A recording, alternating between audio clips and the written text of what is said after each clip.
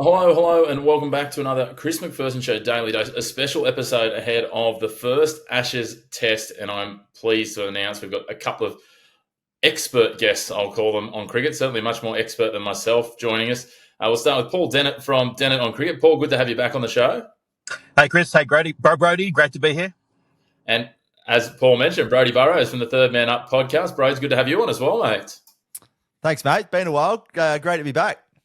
Certainly has been a while. Well, I'll throw straight back to you, Brody. Is there much better time? It's like Christmas Eve, where the day before the Ashes starting, the anticipation builds to what could potentially be a Steve Harmison-esque start, or is it potentially going to be something much more exciting? Maybe think Mitchell Starc in the start of the One Day World Cup final when he ripped out Brendan McCullum's stumps and heart. Yeah, or Rory Burns from a few years ago as well. I mean, we can go either way, but look, for any cricket fan, this is the real Christmas. The Ashes in Australia, it's such a good feeling. I mean, it was Ashes Eve yesterday. Now it's Ashes Eve.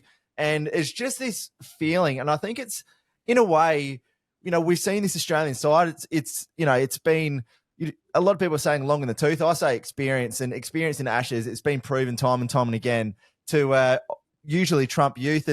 But this English side coming over, filled with confidence. A lot of the English journalists are filled with confidence coming over here as well. And I think there's a genuine interest in this year's Ashes that Australia might not have it all their own way, which should hopefully make for a great Ashes series.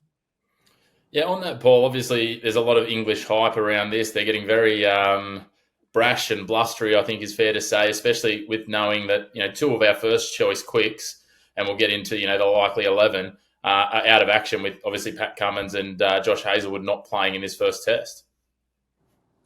Yeah, the build-up's been unlike anything I can recall. It's become a parody of itself, a caricature that people from both sides are trying to say the most outrageous things they can. I mean, the West Australian, I'm sure they chuckled themselves stupid when they come up with their headlines in the editorial office there, and they're just hoping to be hate read by English fans all around the world.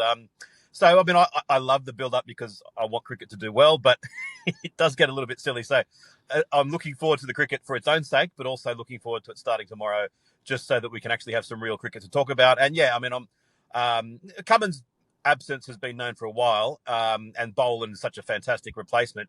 Hazlewood I'm really sad about because I've always thought he's one of the best bowlers I've ever seen, but just the last couple of months, if anything, he seemed to be even better. And I couldn't see Australia losing the Ashes with Hazlewood in the side. I still think that Australia's going to win, but I think that his absence is a significant blow, albeit I think Doggett is a very good replacement as well. Yeah, and I think that's an interesting point, Broads, right? We look at this first test match, and obviously with the pace and bounce of West Australian cricket, it's not quite what it once was in the old days of the WACA, but there's still plenty there at the Perth Stadium. We better get that right. They've taken the Optus signs all down, so we'll make sure we get that right with the neutral naming. But, we need to fight fire with fire. There's plenty of wheels in this English squad when you have a look at it. They've got Wood, they've got Archer, Atkinson all in there. To have, obviously the absence of Hazlewood and Cummins out, we've still got Mitchell Starc, but to see Brendan Doggett, who's been in really good form, and also there's a wonderful other narrative there with the first time since the famous Muller tour, the Indigenous side that went to England, 150 odd years ago, to have two Indigenous players in the Test side. Yeah, it's fantastic, isn't it? And Brendan Doggett, you talk about players really earning their stripes in Shield cricket, and he's gone back and done that. I mean, this season alone, he's averaging 14.69 with the ball, and in 2025 as a whole, 16.82, which is just unheard of in Shield cricket. And I think the last 12 months of Shield cricket especially, there's been this renewed hype around it, not just with the Ashes series, but just with the ongoing intrigue of this Australian squad. There are going to be players probably in the next 3 or 4 years that will be coming out, and we do know that that's going to happen. But at the same time, Australian cricket right now is in such a good spot. Brendan Doggett comes in, and I think a whacker wicket, and it sounds like it's going to be, pretty juicy as well. Those first 2 days are really going to suit the way he bowls. He's skiddy, bowls that outswing, and I'm just so excited. Like you mentioned, 2 Indigenous players representing our country. It's so good for the future of Australian cricket as a whole. Yeah, it certainly is. It shapes pretty well, and we talk a lot about the bowling here, but the big question, I guess, in the lead-up, Paul, has been, the Sheffield Shield bat-off, and it looks like Jake Weatherall and Marnus Labuschagne are going to be the beneficiaries or the winners of that bat-off coming in. Do we concern ourselves a little bit that there might be a little bit of a gap in depth once we go beyond those guys and we look at a 5-test series if they either can't deliver or something was to happen to one of our batters?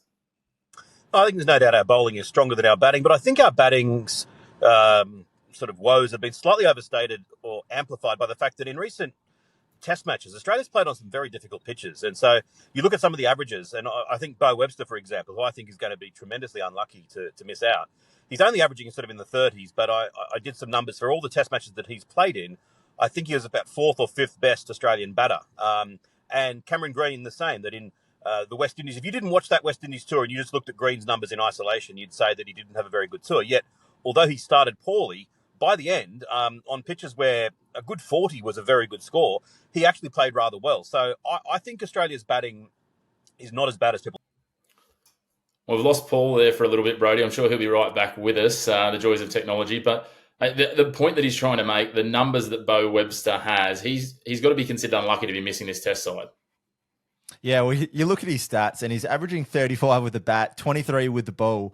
And like Paul mentioned as well, it has been on some of the toughest wickets. I mean, over in the West Indies, and let's not forget that Australia versus India, and it was Jasprit Bumrah, one of the world's, or probably the world's best bowler currently, on a spicy deck as well. And that's why I also think Nathan McSweeney from last year, thrown to the Wolves in an opening position, not his usual position as well. But look, that's an argument for another time. But yeah, look, Bo Webster, he's done everything he possibly could.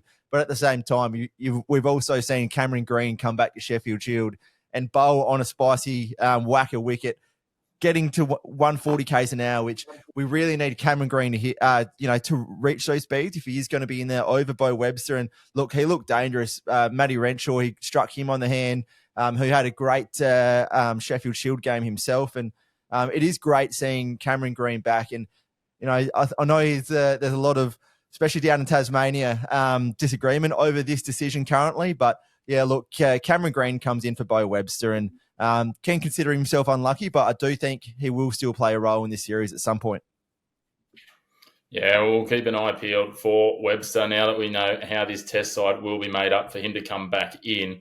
I guess the interesting thing around that as well is we talk about the batting possible, challenges for Australia in recent times, bros. I know you've got a little stat you reeled out on me yesterday in terms of our Lord and Saviour, the captain in this Test, Steve Smith, and his recent form in WA, mate.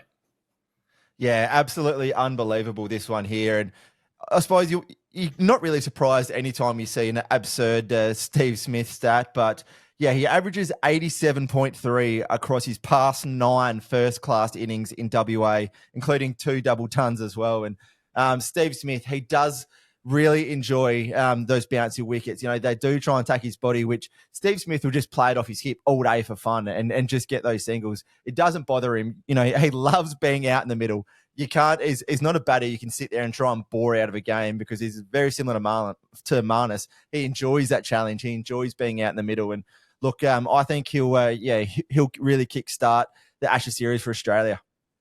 Yes, looking forward to that. We've got Paul back with us, technology soul for the time being, Paul, which is good. I'm going to throw you a real curveball here, Paul. Can you make a case for England's batting lineup making enough runs to really give us a challenge here? Remember, this is a Test side that hasn't won a Test on Australian soil since January 2011.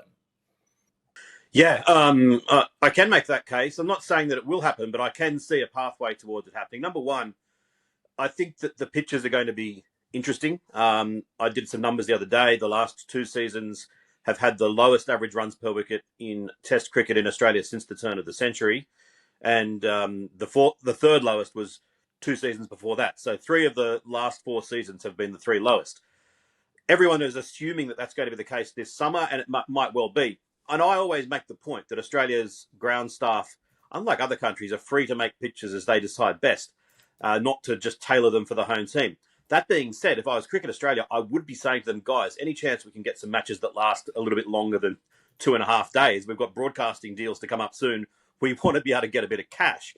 If those pitches are a little bit flatter, you look at their batting lineup. They've got Ben Duckett, Jamie Smith at number 7, and Harry Brook. Those 3, I have seen all of them play some incredible innings on not even necessarily flat tracks, but decent batting pitches. Jamie Smith played an innings against India during the recent series where it was one of the best innings I have ever seen. Now, if the Australian pitchers do give the batters a bit of a chance, and there could be periods where, even if the overwhelming ones are hard, that there could be some easier periods. I could see those three, along with Joe Root, really, they're quite powerful. And what I like about them is that because they are aggressive, they give themselves a puncher's chance. I've said this before, but you sometimes see when everyone in the top order is struggling because they're batting properly, and suddenly number 9 comes out, someone like Mitchell Starc, plays his shots, and before you know it, he's hit 30 or 40 because he's just playing that freedom way. That's what they do. So they might nick straight away, but if they, Zach Crawley, who has an appalling record, gets a bit of luck, he can certainly hit the ball, and he's got some ability. You never know. He could get underway. And I haven't mentioned Ben Stokes or Ollie Pope, or the fact that their batters, if it's Cass or Atkinson, especially, those two both are very handy batters. So they should bat fairly deep. So, if the pitches are juicy and spicy and the Australian bowlers are all over them, then it could be like we've seen in the last 3 series. But it might not necessarily be that way. To that point, Broads, we've only got a flashback 12 months ago. And again, I'm not going to say that Jofra Archer is Jasprit Bumrah or anywhere near that, but we saw Australia struggle. To Paul's point, Mitch Starc high batted in the first innings in this test last year for the Australian batting lineup. Wickets fell with, fairly regular abandon outside of the Indian second innings. And Australia were, I think it's fair to say, humbled here. So we can't go in superbly confident. Very similar batting lineup too when you look at it. They are a fighting chance to Paul's point, and Bazball can throw some curveballs if they can just get a few that come off the middle early. Yeah, I know there's been a lot of talk about Jofra Archer coming into this one, but for me, I think the real ace up their sleeves, Mark Wood. We've seen him before and what he's done in Australian conditions as well. And not just that, you talk about guys who can swing the willow right at the end. Mark Wood falls into that category, and he's done so against Australia before. And the shorter the bowling, the better Mark Wood plays. We've seen him hooking for absolute fun. And I really love this. If England are going to come out and really try and intimidate Australia or make a statement, I would love for them to play all their fast bowlers in that first game. We know all of them aren't going to play the 5, so why not, when Australia are down, why not let's try and attack them early in the series? I think England have a real chance in this first wacky game, but at the same time, if they are to drop it, I think it could be danger signs. On that note, Paul, do you expect, looking at this English lineup, the 12-man squad that they've named in the lead-up, do you expect that it will be Shoaib Bashir that is carrying the drinks? I mean, it's borderline match-fixing if it's not. You've heard it here first. Look, Bashir's a young player, and he might end up being a good bowler, but he's got a very modest record so far. And, even Nathan Lyon in the last couple of summers has struggled for relevance in Australia. I think that'd be absolutely crazy to pick a spinner in Perth. I actually think they should have picked an extra batter. And people would say, that's a very negative thing. And they would never have even contemplated it. But Ben Stokes has been bowling as well as any of them. That I think that they could have thrown another batter in the lineup and gone with just the 3 quicks plus Ben Stokes, plus a bit of spin from Joe Root if it needs be, or Will Jacks if that's who they picked. Bowls a bit of handy off spin as well. I just think, look, feel free to cut this up and tweet and post it out as me being an idiot if I'm proven wrong. But if Shoaib Bashir makes a significant contribution in this first test match, I'll be absolutely astonished. Well, there you go. You've heard it here first. We won't do that to you, but look, if he doesn't get picked and they get dominated, we'll blame not picking him. We now know, at this point, the Aussie 11 makeup. So it'll be interesting to see what their makeup is. It is going to be Jake Weatherald and Doggett making their debut. So we're very excited to see that as we touch on the 2 Indigenous players. This is where the rubber's going to hit the roads, though, gents, and I'm going to come to you, Paul, first on this match. And who do you see winning, and what's going to be the key factor on this Perth deck? The selectors are brain dead. The Bo Webster has played so well, and he's objectively just a better cricketer than Jake Weatherald. This notion that you have to have specialist openers, and therefore Weatherald has to open, Labuschagne has to bat at 3, we push Green to 6. You push Webster out of the side, he just offers more than Weatherald. He's probably as good, if not a better batter than him, and he's certainly a better bowler than him, and he's an amazing fielder. And I think they've dropped him for borderline superstitious reasons. I know I'm probably in the minority on that, but anyway, I sort of expected that. I think Australia deserves to start favourite. I think the teams are close enough such that if whichever side gets better of conditions, if that's going to be a part, could actually be a decisive factor. But, England's record in Perth, they've only won one test match there ever. I know this is Perth Stadium and not the WACA, but it is going to be pretty bouncy. They have had pretty poor preparation. We didn't serve them up the nicest pitch at Lilac Hill. It was bouncing around their ankles. So, yeah, I think Australia is going to win. I think the key player for Australia is Scott Boland. If he bowls to his best, then he was as good as Bumrah last summer. If they try to attack him, then it could be fantastic Test cricket. If they're trying to advance down the pitch, smash the ball everywhere. If Steve Smith holds strong and doesn't put an array of sweepers out, if he keeps an attacking field, someone like Harry Brook trying to advance or Ben Duckett trying to smash Scott Boland everywhere, it could be some of the most entertaining Test match cricket ever seen. Yeah, I think there's high potential, Brody, for, not look away, maybe not quite of the ilk of ramp shot Sam Constance against Jasprit Bumrah, but not far from that in terms of what we could see, especially in the opening exchanges in this one tomorrow. Yeah, look, there's so many interesting notes to take out of, probably even starting from the toss. I mean, we know England usually like to win the toss and bowl first, but if you look at the past 10 games, the team who has actually batted first in West Australia Test, not just at the WACA, but that they've gone on to win. So what will England do there? We know they do like to chase. And also another note is how they're going to go with these boundary sizes. We know in Australia, the boundaries are far bigger than, the postage stamps that they're playing on over in England at the moment. And are we going to see, a few dismissals, especially in the first two tests, a caught 3/4 or caught on the boundary? There's so many things to play, and I know there's going to be so many people taking Fridays off work, or they're on their lunch break and they're not coming back at all just so they could get this first ball in. And we've seen so often, especially here in Australia, the first ball just sets the tone for the series. I'm so excited for it, and I'd love nothing more than for us to even lose a toss, England bat first, and to see Mitch Starc roll in with a new ball with just those nightmares from a few years ago when he just took Burns' stump clean, or his leg stump clean out the ground. I would love to see that again. Yeah, it'd be very exciting to see. I think what I'm hearing from Brody is he's encouraged everyone to take a half day tomorrow on Friday, and whether by permission or not, but it's certainly something we'd love to see. But we know that Starc is just absolutely prolific in the start of an innings. He's got the record. I think it is the most wickets in the first over of an innings since his debut. It's something like 23 or something across international cricket. It's absolutely phenomenal. Looking forward to it. I've got Australia winning this one as well. I think we'll actually end up doing it quite comfortably. I'm looking forward to seeing the debutantes, the wonderful story that is those, having two Indigenous cricketers in the side. But the other piece, obviously, is this is not just a one match. This is an iconic Ashes series with all on the line. We've managed to dominate them, as we said. They haven't won since 2011. Broads, I'm going to come to you first, and I want to hear for the series winner and score, most wickets, most runs, and the emerging player, the name that we're going to that's going to go down in statistical history or in recognition as the person who this was the breakthrough for them, either Australian or English, irrespective of your scoreline.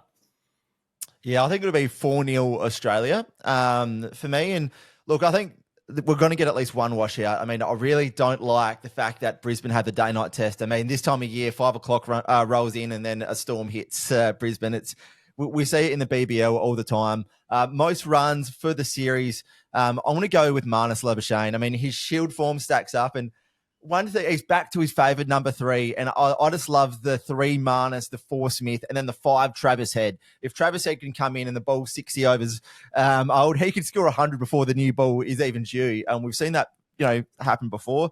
Most wickets, I'm going to go Ben Stokes, even though Australia will win. I think so much of this English bowling attack is relied on Ben Stokes, and if he lasts the whole 5 tests, we've seen it before. He's the captain who just grabs the ball and says, much to his detriment sometimes, because he does break down because he puts so much, I suppose, pressure on himself to take the hardest overs. And I mean, he picked up 6 of the worst wickets in the warm-up game against the English Lions the other day. But look, I think Ben Stokes will be the most wickets, and I put Weatherald in for maybe the breakout star, but I actually went and had a bit of a think about it, and it's not necessarily a breakout, but I think Alex Carey could be the real difference maker and go to the next level in his wicket keeping and batting over the summer. We saw his last 2 or 3, especially his last Sheffield Shield game. It was a different Alex Carey. It was a much more attacking Alex Carey.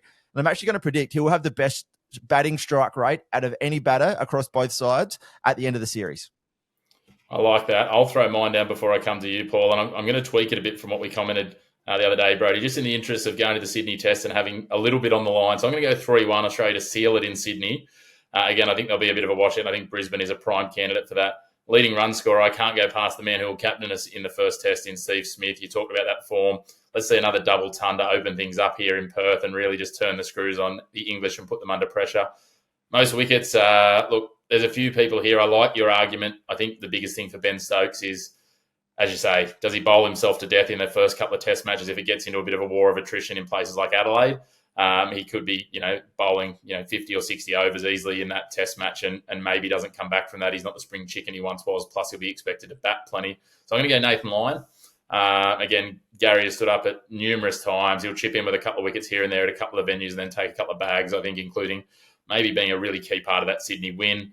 And then my breakout star is the man who's going to make his debut alongside Jake Weatherald in this next test, and that is Brendan Doggett. I think, as we talked about earlier, he's served such an apprenticeship, if you will, through the Sheffield Shield. We've seen he's absolutely at his peak at the moment.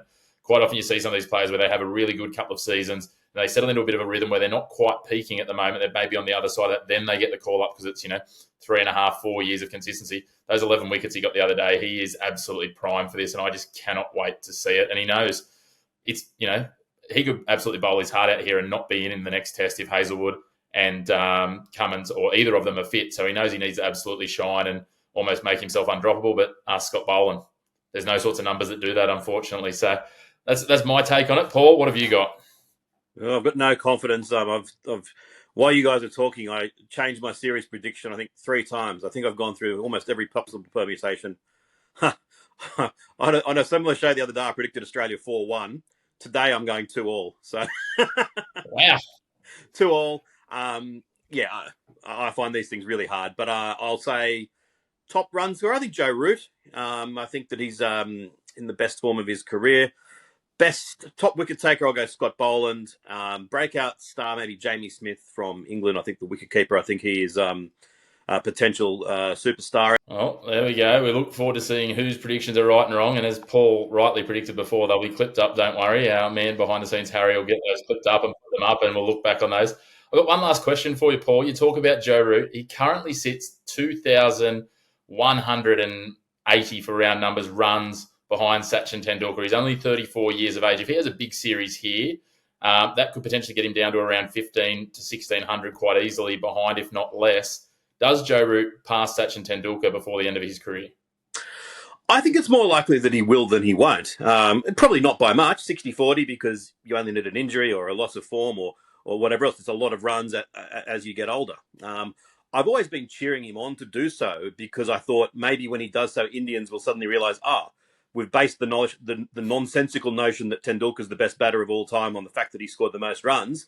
Now, Joe Root scored more runs. We realise actually we should go on averages, and the bloke that averaged 100 is the best batter of all time.